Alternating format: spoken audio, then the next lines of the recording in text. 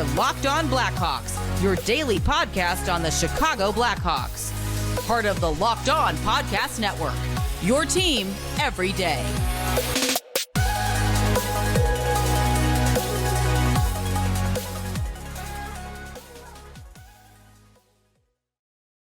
What's up, everyone? Welcome on in to another episode of Locked On Blackhawks, part of the Locked On Podcast Network, your team every day. Today is Wednesday, May 24th. I'm your host, Jack Bushman.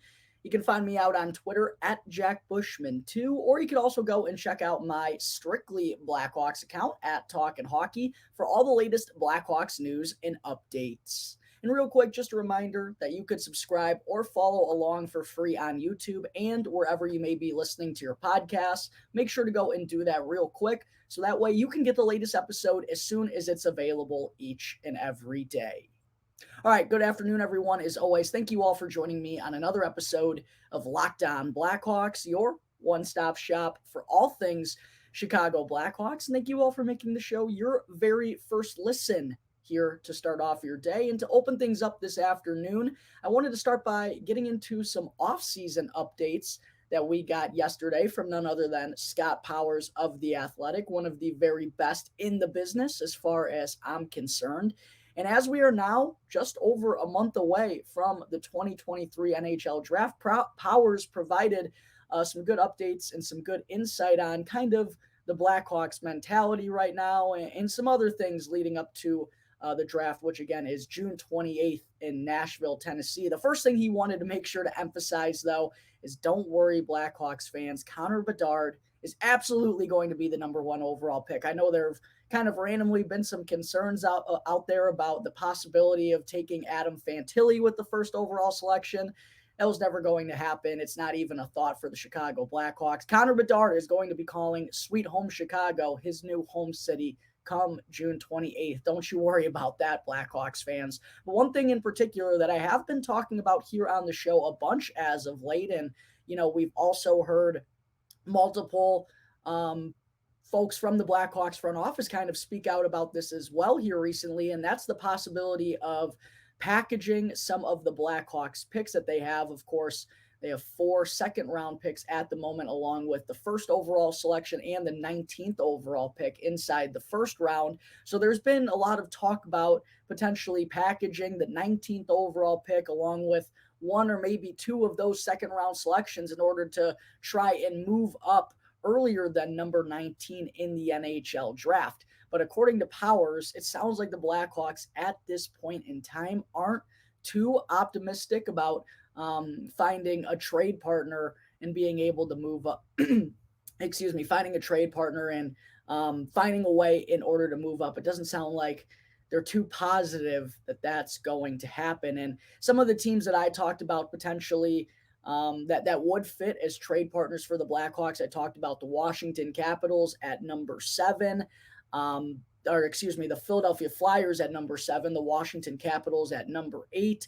Both of those teams, the Capitals in particular, don't have a ton of cap space. Same with the Flyers, despite being a team that really needs to go through a rebuild. The St. Louis Blues at number 10 are another team that's in a little bit of a salary cap crunch. And then the Vancouver Canucks at number 11 is another team that I've always had circled. But one thing I will say, especially even when I did talk about this for the first time, I did mention that, you know, trading to number 7 with the Flyers where they're at with a new front office and a new regime coming in seemed unlikely that they were going to trade number 7.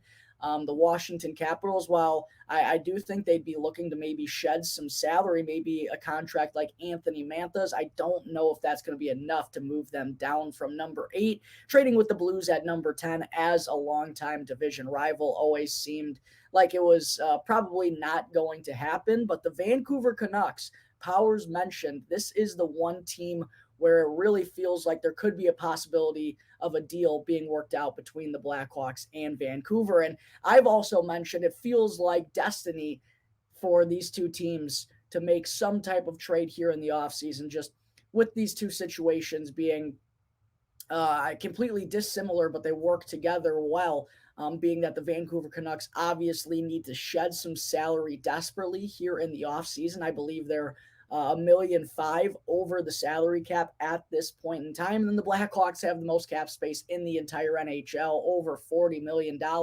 So they just seemed like a match made in heaven for this type of deal. But I did think it was interesting to hear Powers kind of say that the Canucks might be the only team that makes sense here.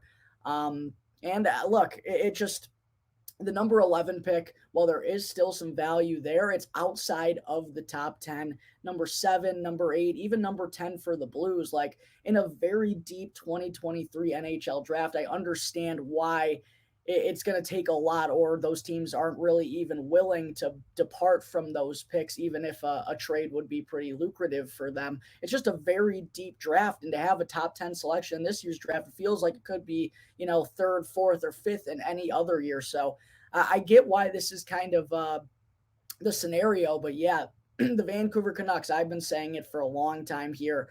It seems like it's destiny for these two teams to make a trade. I also think, if the Blackhawks don't want to trade up that far, the Pittsburgh Penguins at number 14 could be interesting. And I think the Calgary Flames, they also need to shed some salary and are picking at number 16. Those could be potential spots if the Blackhawks aren't able to move up as far as they would like. And if there's someone still available at 14 or 16 that they're wanting to select, I could see a trade working out with those two teams. But the Vancouver Canucks, yes, I've said it several times, it feels like they're the most likely partner for the Blackhawks to move up on day one of the 2023 NHL draft. As far as kind of like what a trade would be, Powers kind of mentioned this. It's also something that I've mentioned in the past, but just to bring it up one more time since we're on this topic, I think the Blackhawks undoubtedly would have to give up pick number 19 and at least one of their second round picks. I'm actually going to scroll down here on my sheet real quick. In the second round, the Blackhawks have pick numbers 35, 44, 51, and 55. Obviously, 35 is the highest, just the third pick in the second round.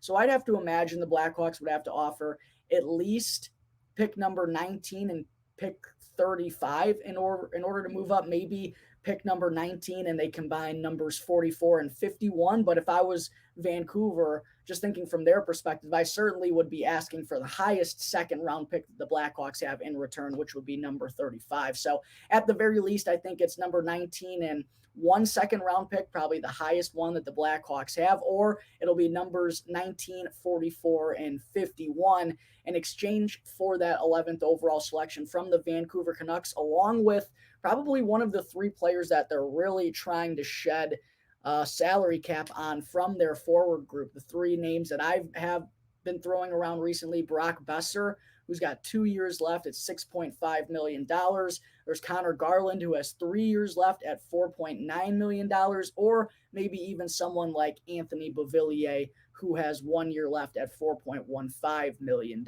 I've also heard Tyler Myers' name kind of thrown into the mix as well. He's someone who's got 1 year left and will be a restricted free agent come this time next summer.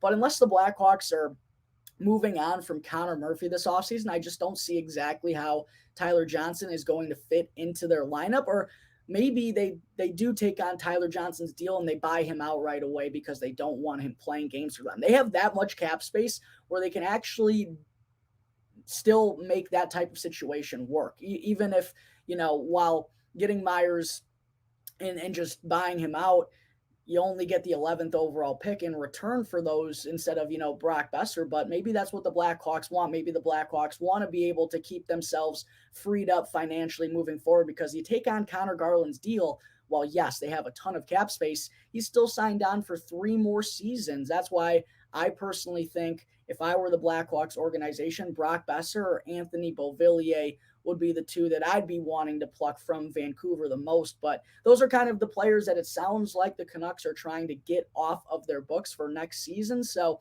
that's kind of who I would be looking at.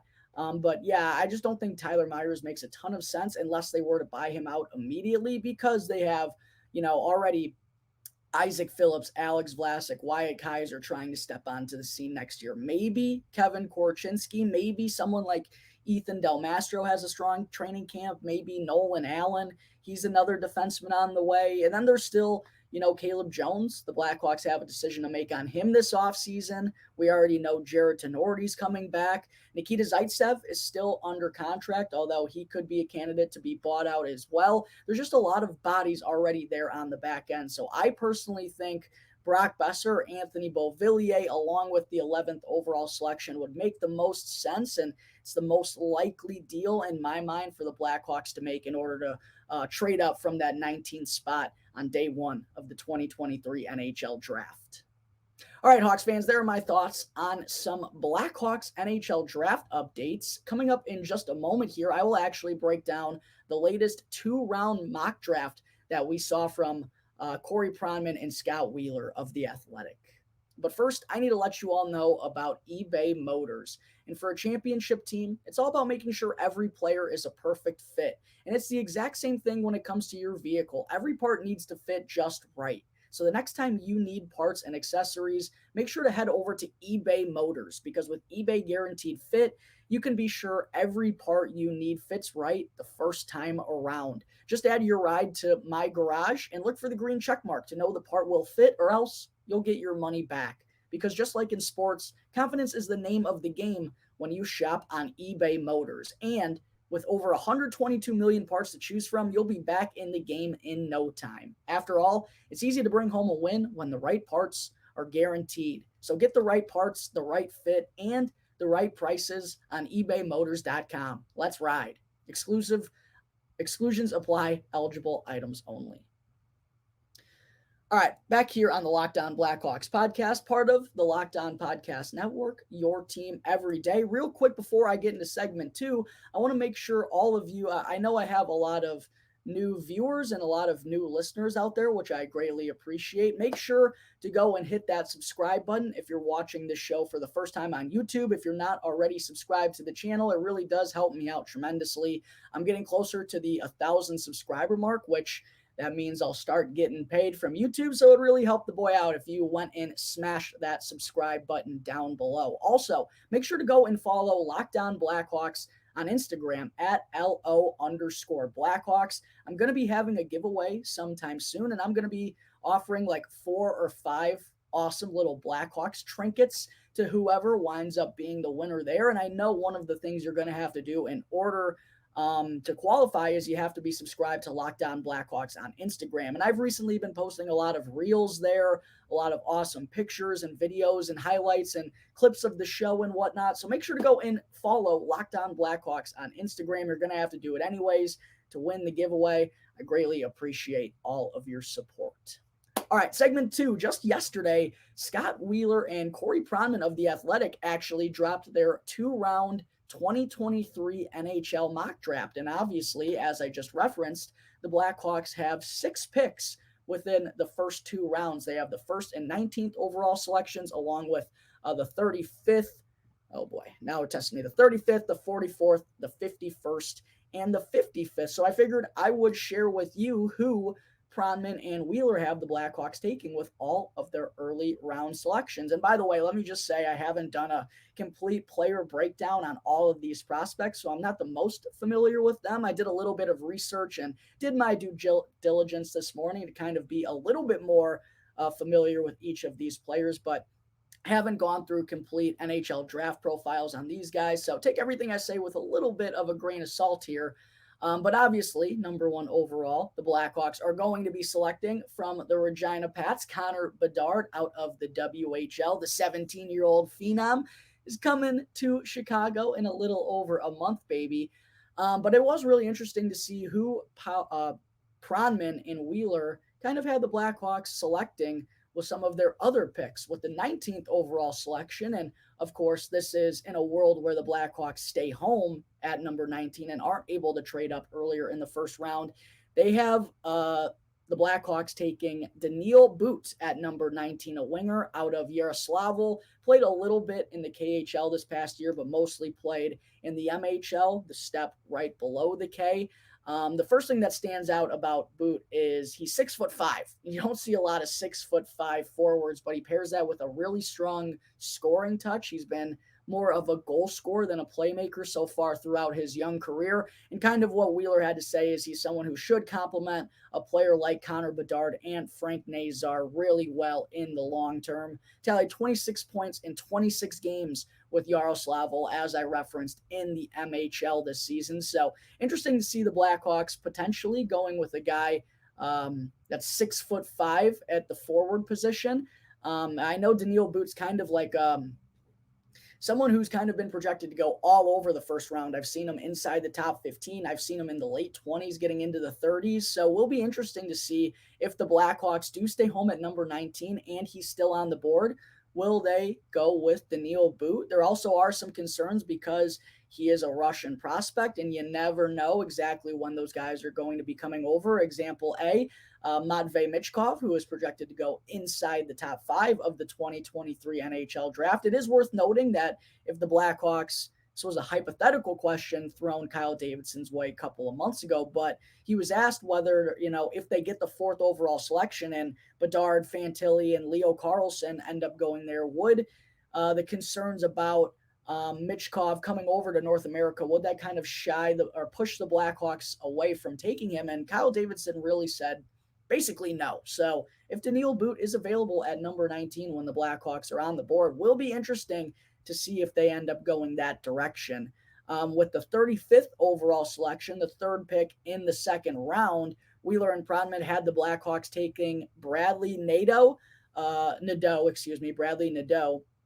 left winger from Penticton. He actually played in the BCHL this past season and absolutely lit it up. 113 points in 54 games. Obviously, you don't see a lot of guys projected to go in the first 2 rounds playing college hockey over in Canada, but he put up exceptional numbers there. A really good skater, good stick handler, good playmaker, good goal scorer. The only real knock on him is that he's only 5'10" and he's a little bit of a late bloomer.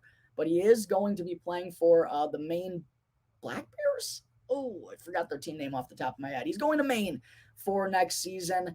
It feels like he's a little bit of a Sam Rinzel type pick, a little bit of a project that the Blackhawks, if they do wind up taking him, of course, could kind of stash away in their prospect pool, let him go develop at Maine over the next, 2, 3, 4 years, and then kind of see what they have on their hands with him. But make no mistake about it, he is a very intriguing prospect because of all the skills that he provides. Obviously, a dynamic offensive player. So I would not mind the Blackhawks going this route. They are able to kind of do this now that they've landed Bedard and have a slew of draft picks.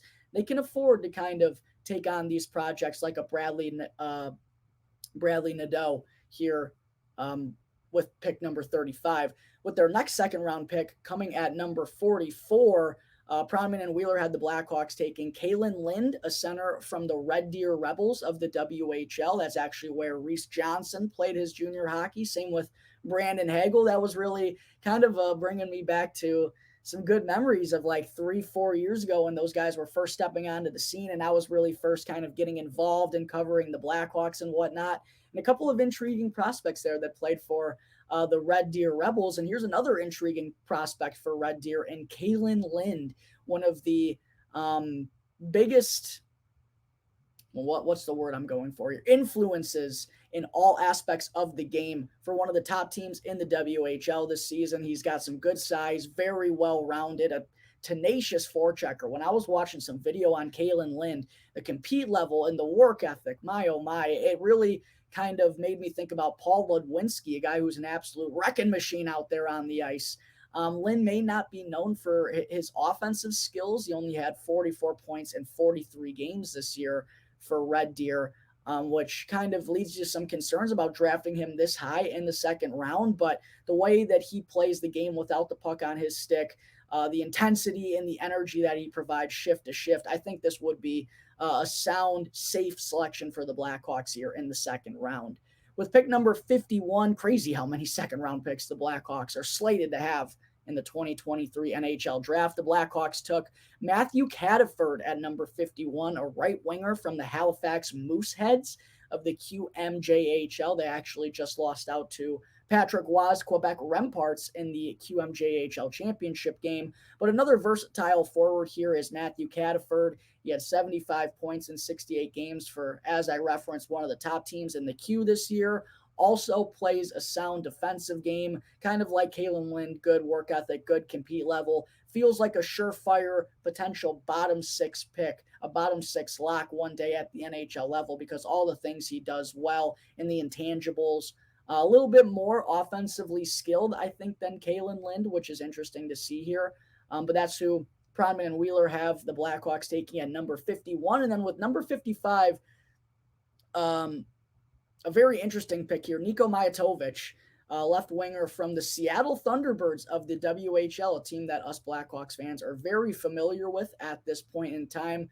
Mijatovic, kind of a late bloomer, was a December 2004 birthday, but a lot of scouts and draft analysts have been really impressed with his development and his progression this year. Now, there are some worries that, he only looks so good because the Seattle Thunderbirds are an absolute juggernaut.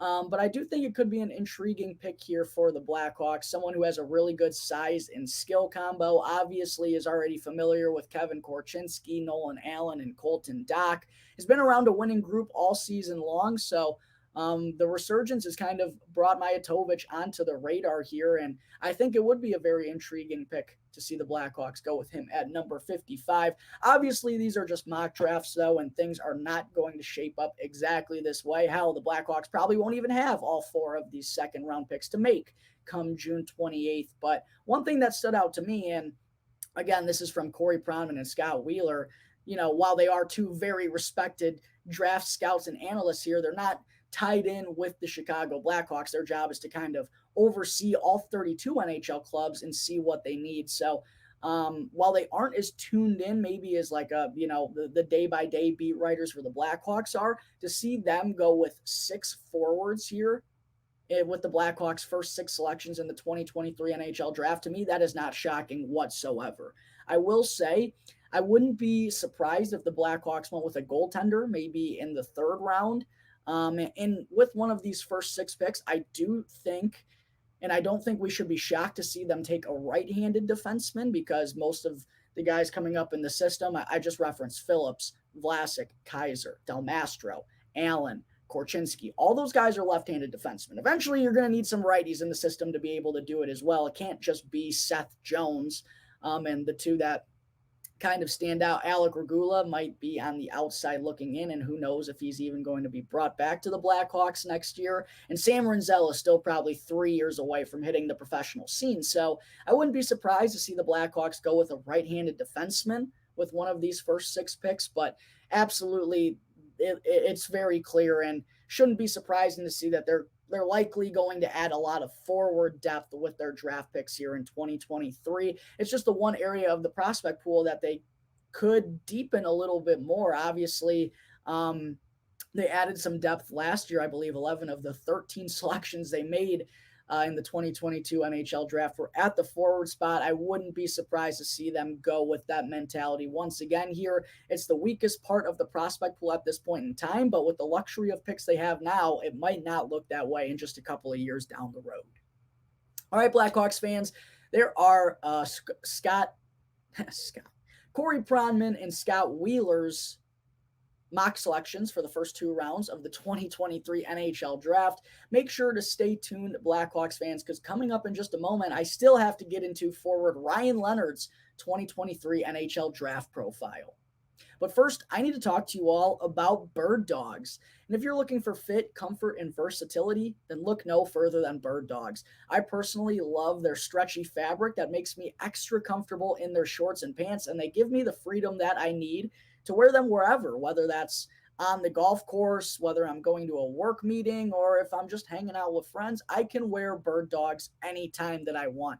And for me personally, I always hate having to dress up for formal events or any type of situation. I hate dressing up all fancy, but Bird Dogs actually makes it so easy because their clothes are so comfortable. So make sure to go to birddogs.com/LockedOnNHL. And when you enter the promo code LockedOnNHL in all caps, they'll throw in a free custom Bird Dogs Yeti-style tumbler with every order. Again, all you have to do is use the promo code LOCKEDONNHL in all caps to get a free tumbler with every order. Bird Dogs, the comfiest shorts and pants in the game.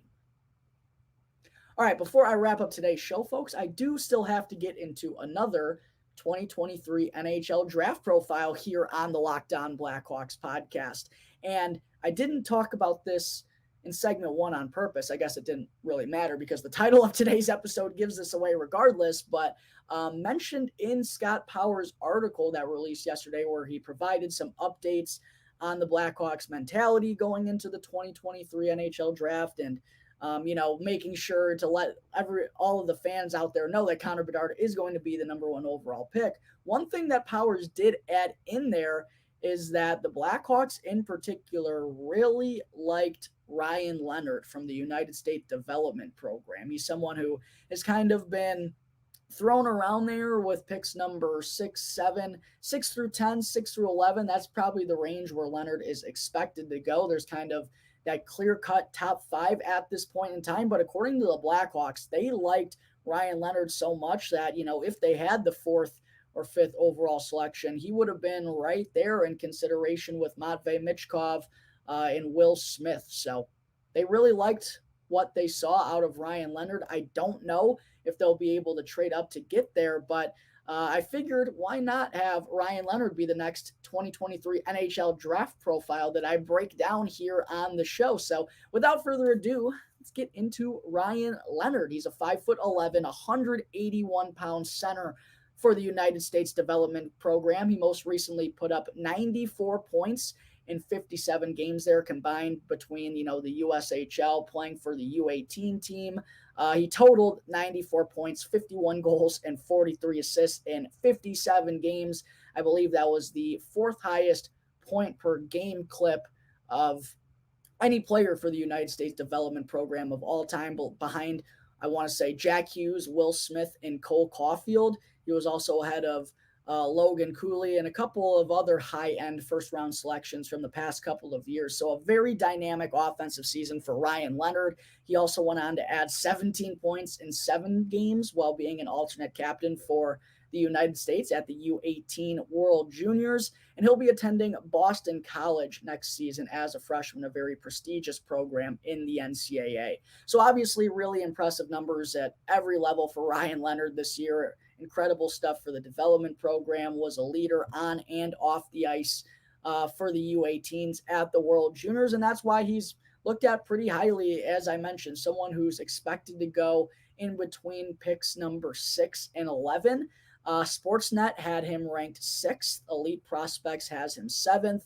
Daily Faceoff has him 9th. Bob McKenzie has him at 10. McKean Hockey has him at 11. And then the Hockey News, Craig Button, and Dauber Prospects all ranked him 12. So yeah, right around the top 10 is where most scouts and draft analysts project Ryan Leonard to go. So yeah, the Hawks would likely have to trade up with someone in order to select Leonard with their 2nd pick inside the 1st round, just like they likely have to do with Colby Barlow and Andrew Crystal as well, 2 NHL Draft Profiles I've already gone over here on Locked On Blackhawks. Make sure to go and check out the YouTube channel to get more of a breakdown on each of those 2 players. But getting into kind of Leonard's game as a whole, there's a lot to like here when you watch the film on him.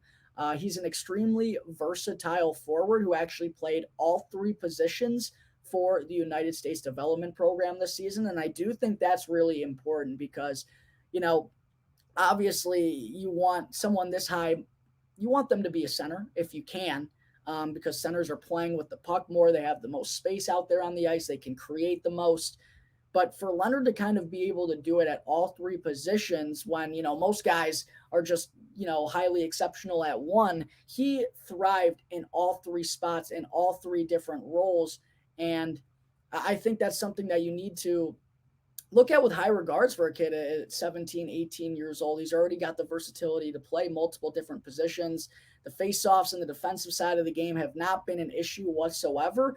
But as I'll talk about a little bit later, I personally probably think he's going to be a winger at the NHL level, if I had to guess. And a huge part of that is because of the true power forward style game that Ryan Leonard plays with. Despite only being, 5'11", 6 foot, 180 pounds, he plays the game and kind of oddly played a style that reminded me of Kirby Dach when the Blackhawks were when he was considered one of the top selections for the 2019 NHL Draft. Kirby Dach, obviously 6'3", 6'4", a lot bigger than Ryan Leonard, but they really do play the same kind of game. Ryan Leonard brings that power forward mentality with each and every shift, which I personally love. He's really good at driving pucks down the wing. He's got a very powerful stride. I wouldn't say he's a top-end skater and has top-end speed, but he's a very strong skater, and he uses his body to kind of keep control of the puck, and he wants to take the puck to the net every single time if the defender will allow him to. And that's what I really love,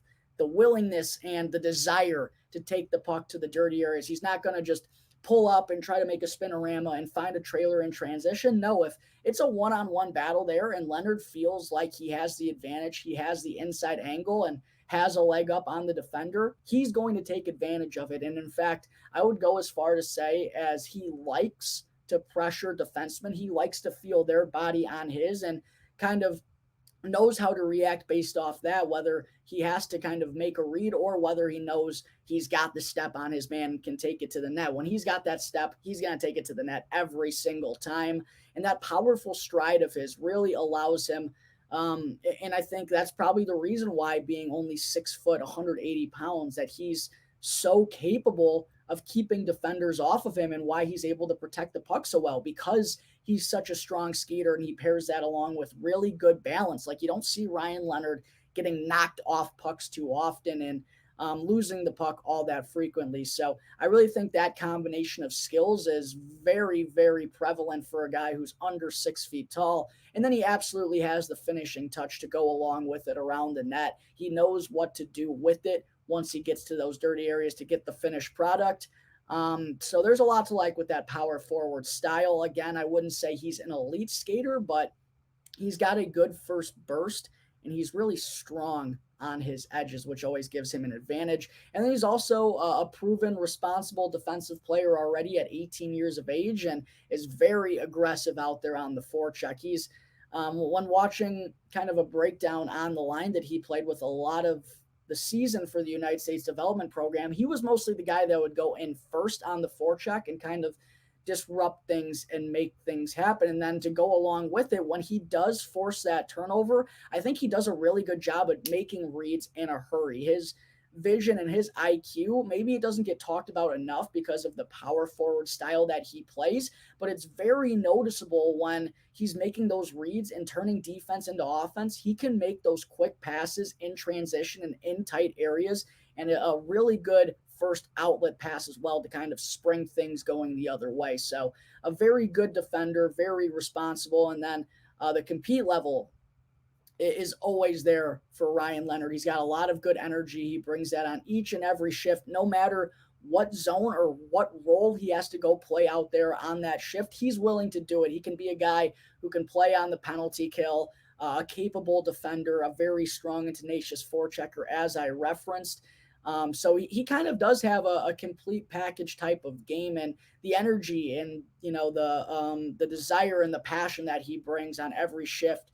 And like I said, whatever zone he's in, if it's a shift where he has to be a little bit more defensive late in a game, he's capable of doing that. If it's late in the game and he needs to create something going the other way, he's capable of doing that. So Ryan Leonard does have a lot of tools that make him a very intriguing prospect on both ends of the ice. And kind of something I wish I did with Colby Barlow and Andrew Crystal was kind of go over some of my strengths and weaknesses that I've seen for each of these players. As far as the strengths for Ryan Leonard, I mentioned the strong skating might be his best asset. He maybe doesn't have blow-by speed, but a very capable skater that allows him to protect the puck. And he also has good balance. He doesn't get knocked over despite not having the best size. I also think he uses his body well with and without the puck. When he's out there on the forecheck, he kind of knows where to put his body to be in the right positions, and then to go along with the power skating, bumps defenders and almost likes to bump into them to kind of see how they're going to react to things. I think that's one of the best parts of his game, as well as he likes to put pressure on opposing defenders. Obviously, he's versatile. He can play all 3 forward positions, but in my opinion, I'd probably guess he'll be a winger at the NHL level because of the way he likes to drive those wide areas. I think that's probably the best part about his game. The goal scoring instincts, I do think, I mentioned how he likes to drive the puck to the net a lot, but he does have a really good wrist shot, really good accuracy. Maybe he doesn't overpower a lot of folks, but some good pinpoint location on some of these shots, and is a capable goal scorer in different areas. I mean, he did have 51 in 51 goals in 57 games for the development program this season. He's a capable goal scorer in all areas. And then he's just well-rounded. He has a good passing instinct to him, good vision, good IQ. He competes hard. He's defensively responsible for 18 years of age, which you love to see a player have that.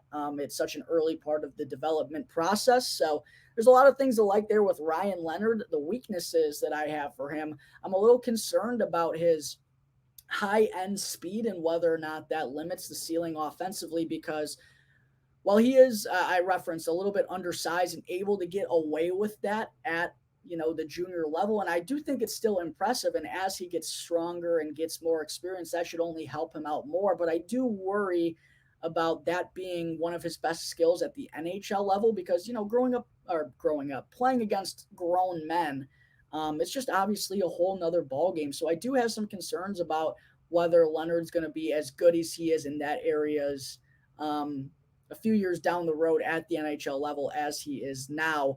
Sometimes he also gets caught trying to do too much. Like, as I referenced, he's got good hockey IQ and he can control the puck through tight areas, but sometimes in one-on-one situations, he really tries to do too much and tries to force things, tries to make a dance around defenders. He's a capable puck carrier, but he's not Andrew Crystal out here dancing through defenders to make things happen. So sometimes I think he gets caught up trying to do a little bit too much. But those are really the only weaknesses that I see here with Ryan Leonard's game. I think he's very well-rounded and very surefire to be an everyday NHLer. He kind of reminds me of a Colby Barlow a little bit, a guy who's very, very much so a safety blanket for these NHL teams around the 10th overall selection. I do kind of have some concerns about the ceiling of Ryan Leonard's game because, well, he does have a lot of tools. I feel like there's not one thing he really excels at. So I just worry if the offensive production isn't ever going to be as high as you'd want it to be for a guy who could potentially go inside the top 10. Those are the only concerns I really have about his game. I do think he's a safe pick, and I think whoever selects Ryan Leonard is going to feel really comfortable adding them to their prospect pool. I think for the Blackhawks, it just kind of comes down to ultimately what do they want to do if they do end up trading up in the first round. Are they wanting to go with a safety blanket like a Colby Barlow or like a Ryan Leonard here?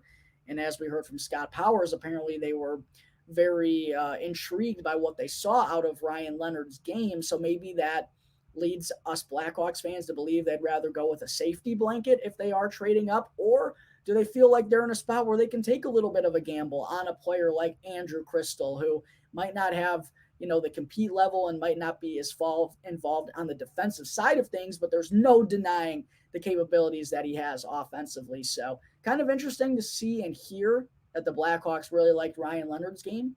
Again, maybe they'll wind up going with that type of player. But obviously there is still a lot to like here with Ryan Leonard, and I understand why they would like him so much, because he feels like a very safe bet to be a third liner, middle six forward in the NHL in a couple of years.